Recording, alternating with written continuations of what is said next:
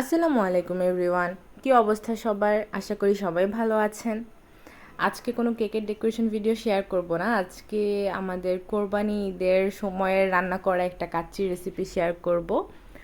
আর এর আগে আমি একটা কাচ্চির রেসিপি শেয়ার করেছিলাম, সেটা রেডিমিক্স মশলা দিয়েছিল। এটা হচ্ছে একদম জেনুইন নিজেরা বাসায় মশলা রেডি করে সেটা দিয়ে রান্না করা কাচ্চির। আর এটাতে পরিমাণটা অনেক বেশি ছিল। তো আসেন শুরু করা যাক এটার রেসিপি। আমি এখানে খাসির মাংস নিয়ে নিয়েছিলাম, যেহেতু আমার এখানে মোটামুটি 30+ মানুষের জন্য আয়োজন ছিল।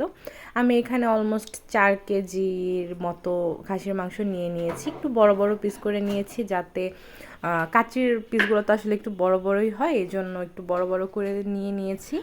আর হচ্ছে এই যে প্লেটে মশলাগুলো দেখতে পাচ্ছেন, এখানে কি কি মশলা আছে আমি আপনাদের বলে নিচ্ছি। এখানে আমি ইউজ করেছি এলাচ, দারচিনি, লবঙ্গ, গোলমরিচ, এরপর জয়ফল, জয়ত্রী, স্টার মশলা, তেজপাতায় সব কিছুকে পাটায় বেটে নেওয়া হয়েছে। আর এখানে আরেকটা ছিল পোস্তদানা, যেটা একটু লিকুইডই ছিল, সেটা পোস্তদানা বাটা ছিল। এবং যেটা একটু তুলনামূলক ক্রিমি ছিল, সেটা ছিল হচ্ছে বাদাম বাটা।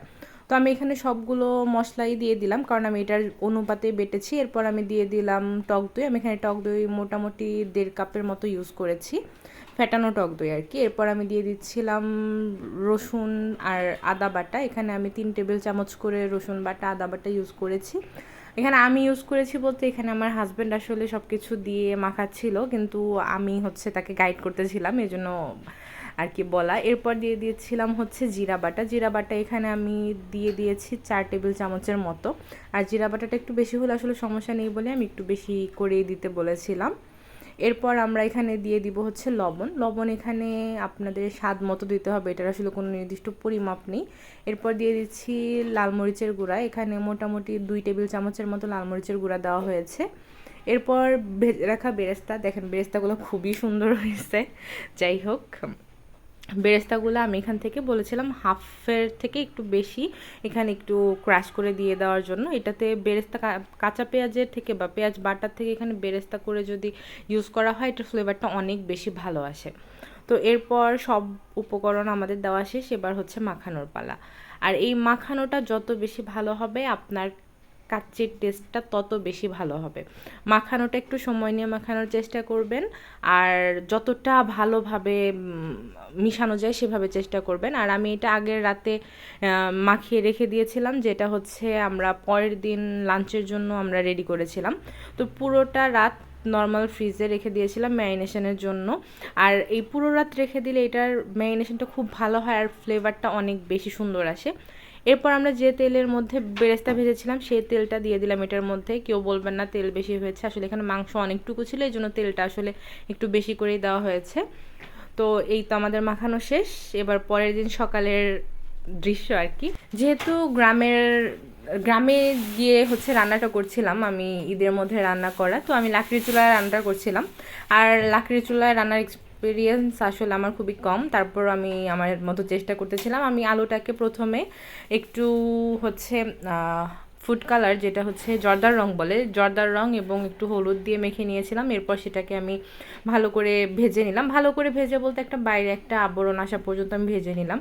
আর চালের পানিটা যখন আমি দিয়েছি, এটা আসলে আমার ক্লিপ নিতে মনে ছিল না, আমি এখানে একটু বেশি করে পানি নিয়ে সেটার মধ্যে কিছু গরম মশলা যেমন শাহি জিরা, এলাচ, দারচিনি, তেজপাতা, লবঙ্গ, এই সব কিছু দিয়ে আমি পানিটা রেডি করে নিয়েছিলাম। পানিটা যখন বলক উঠেছে, তখন আমি এখানে চালগুলো দিয়ে দিয়েছি। চালগুলো যখন 70 to 80% সেদ্ধ হয়েছে, তখন আমি চালগুলোকে চুলা থেকে নামিয়ে নিয়েছি। এরপর হচ্ছে আমাদের কাচ্চি অ্যাসেম্বল করার পালা। এটা হচ্ছে একটা সময়ের কাজ। আর আরেকটা কথা, যেটা হচ্ছে চালটা যখন আপনারা সিদ্ধ করবেন, অবশ্যই একটু বেশি করে লবণ দেওয়ার চেষ্টা করবেন, কারণ চালটা যেখানে যে পানিতে আমরা দিচ্ছি, পানির পরিমাণটা অনেক বেশি। তো দেখা যায় যে ওখানে যদি আমি নর্মাল একদম অল্প পরিমাণে লবণ দিয়ে থাকি, চালে লবণটা খুব কম লাগে। তাই একটু বেশি মানে কড়া লবণ হয় এভাবে যদি পানিতে লবণ দেন, তখন আপনি চালের লবণটা একদম পারফেক্টভাবে আসবে। আর এইখানে আমরা পুরো মাংসটাকে সুন্দর করে পাতিলের তলায় বসিয়ে নিচ্ছিলাম। এটা হচ্ছে একদম পুরোটা যে গ্রেভিটা থাকে, যে মানে মেরিনেশনের যে মশলা টশলা সব কিছু যাতে ভালোভাবে এটার মধ্যে ট্রান্সফার হয় এইভাবে করতে হবে। কারণ দেখা যায় যে ওই মশলাগুলো যদি পুরোপুরি না আসে, আপনার হচ্ছে অনেক মশলা ওয়েস্টেজ যায় আর মশলার পারফেক্ট টেস্টটা আসে না। তো ওই পুরোটাকে আমরা দিয়ে এরপর এটার মধ্যে আলুগুলো দিয়ে নিচ্ছিলাম। আলুগুলো দিয়ে এরপর আলু বোখারা এবং কিছু কিশমিশ দিয়ে এরপর কিছুটা পেঁয়াজ বেরেস্তা ছিটিয়ে দিয়েছি। এরপর এখানে দিয়ে দিচ্ছিলাম চালগুলো। চালগুলো মানে আধা সেদ্ধ ভাতগুলো আর কি। আমরা এখানে বাসমতি চাল ইউজ করেছি, এখানে কালিজিরা চাল বা যে কোনো পোলাওয়ের চাল ইউজ করলেও চলবে, কোনো সমস্যা নেই। তো এরপর আমি লেয়ার বাই লেয়ার আমি দিয়ে দিচ্ছিলাম এই চালগুলো। আর হচ্ছে আমি এখান থেকে যে আস্ত গরম মশলাগুলো ছিল সেগুলো আমি যতটা সম্ভব পারছিলাম রিমুভ করে নিয়েছিলাম, কারণ এটার ফ্লেভারটা অলরেডি আমাদের চালের মধ্যে চলে এসেছে, তো আমাদের এখন এটা না থাকলেও চলবে। তো আমি চাল দেওয়া শেষ করে এরপর উপরে আলু বোখারা যেগুলো বাকি ছিল সেই আলু বোখারাগুলো আর হচ্ছে কিছুটা কিশমিশ আমি আবার উপর দিয়ে দিয়ে নিয়েছি। এরপর আমি দিয়ে নিচ্ছি আবারও কিছুটা পেঁয়াজ বেরেস্তা। আমি এখানে যে পেঁয়াজ বেরেস্তাটা মাখানোর পর রেখে দিয়েছিলাম সেই পেঁয়াজ বেরেস্তাটা আমি আসলে এখানে ইউজ করছি। এরপর পেঁয়াজ বেরেস্তা দেওয়া শেষে আমি এর মধ্যে দিয়ে দিব কিছুটা দুধ। এখানে দুধ আমি দিয়েছি প্রায় 1.5 কাপ পরিমাণ। 1.5 কাপ পরিমাণ লিকুইড দুধ দিয়ে নিতে হবে। এরপর দিয়ে দিতে হবে কিছুটা ঘি। ঘি আপনার পরিমাণ মতো দিয়ে নেবেন, এটার কোনো নির্দিষ্ট পরিমাণ নেই, আমরা একটু বেশি করে দিয়ে নিয়েছিলাম যাতে ফ্লেভারটা খুব ভালো আসে। এরপর এখানে আমি কিছুটা কালার অ্যাড করার জন্য আমি এখানে অল্প একটু দুধের মধ্যে জর্দার রঙটা মিশিয়ে বিভিন্ন জায়গায় অল্প অল্প করে দিয়ে নিচ্ছিলাম। কালারটা দেওয়া শেষে আমি কয়েকটা জায়গাতে অল্প অল্প করে ছিদ্র করে নিচ্ছিলাম, এই ছিদ্রটা যাতে নিচের ভাবটা উপর দিকে আস্তে আস্তে উঠে আসতে পারে, এই জন্যই দেওয়া। এটা না করলেও কোনো সমস্যা নেই, এটা আসলে ম্যান্ডেটরি কিছু না। আমার হুট করে মনে পড়লো যে এই স্টেপটা করা বেটার, এই জন্য আমি করে দিয়েছি। এরপর আমি এটা ঢাকনাটা লাগিয়ে এর উপরে আমি আটা দিয়ে পুরোটা ঢাকনাকে সিল করে নেব যাতে কোনো ধরনের কোনো বাতাস বের হওয়ার রাস্তা না থাকে। এরপর আমি এটাকে চুলায় প্রথমে 10 মিনিট হাই হিটে বসিয়ে এরপর 10 মিনিট পর আমি একদম সব লাকড়ি বের করে জাস্ট ওই কয়লাটা যে জ্বলতেছিল সেই কয়লার মধ্যে আমি দিয়ে রেখেছিলাম অলমোস্ট 1.5 ঘন্টা প্লাস সময়। 1.5 ঘন্টা পর আমরা হচ্ছে এই কাচ্চিটাকে আমরা এখন খুলে দেখবো যে পারফেক্টলি কুক হয়েছে কিনা। আর এইটুকু সময়ের মধ্যে অনেক সুন্দরভাবে কুক হয়ে যায় সেটা আসলে জানি আমরা।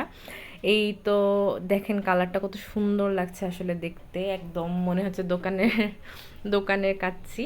তো আমরা এখন কাচ্চিটাকে কেটে দেখব যে আসলে আমাদের কাচ্চির নিচের যে মাংসগুলো ঠিকমতো সেদ্ধ হয়েছে কিনা, বা কাচ্চির যে টেক্সচারটা ঠিকমতো আসছে কিনা। আর চালগুলো প্রচণ্ড ঝরঝরা হয়েছিল, আপনারা হয়তো দেখলেই বুঝতে পারছেন যে চালগুলো একদম ঝরঝরা।